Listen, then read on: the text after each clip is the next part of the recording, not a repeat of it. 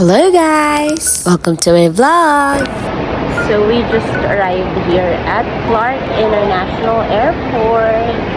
For today's video ay samahan niyo ako sa biyahe ko papunta sa aking patutunguhan. Dahil nga taga Tarlac tayo ay pinili natin ang Clark International Airport para sa ating port of departure. Kasama ko nga dyan ang buong pamilya ko, pati na rin ang aking friend na si Mau.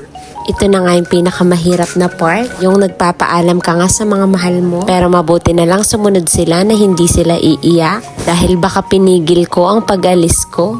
Ready to check in na nga tayo dyan, going to Taiwan. Check-in na tayo dito sa Clark International Airport. Pero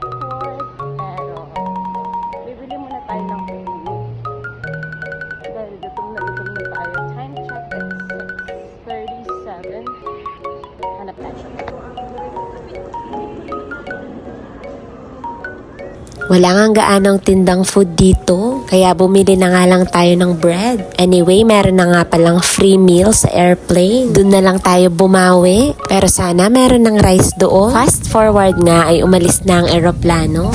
2 hours lang nga ang biyahe to Taiwan, kaya hindi tayo masyadong maiinit. Dinala ko na nga rin dyan si Sigabo para may kayakap ako habang natutulog. Ayan nga at malapit na tayong mag-arrive sa Taiwan.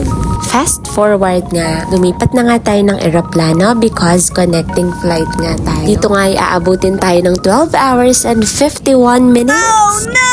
Mabuti na lang at malaki nga yung airplane nila at comfortable ka. At dahil nga matagal ang biyahe, ay may pa free meal ang airline. Pero syempre binayaran nga natin pala yan, kasama yan sa plane ticket. Mabuti na lang included din yung headset, unan at kumot, slippers, at hygiene kit. May pa-lip balm pa nga siya dyan at water. Pero hindi ko nga pala nakuha lahat yung mga yun guys. Hindi ko alam na pwede palang dali ng mga yun. Nagsisi pa nga ako nung nalaman ko.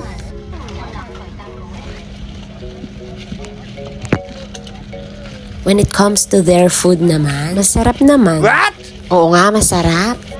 Complete meal na nga yan, may dessert na, pati fruit. Pero dahil hindi ko nga naubos, gusto ko sanang i-take out. Kaya lang bawal pala. Madami ngang nagtatanong sa inyo kung saan nga ba talaga ako pupunta. Ito na nga, maghintay kayo. Kasama din pala sa binigay ay socks at eye mask. Ayan guys, so matutulog na muna tayo. Siguradong magsasawa tayong matulog for today's video.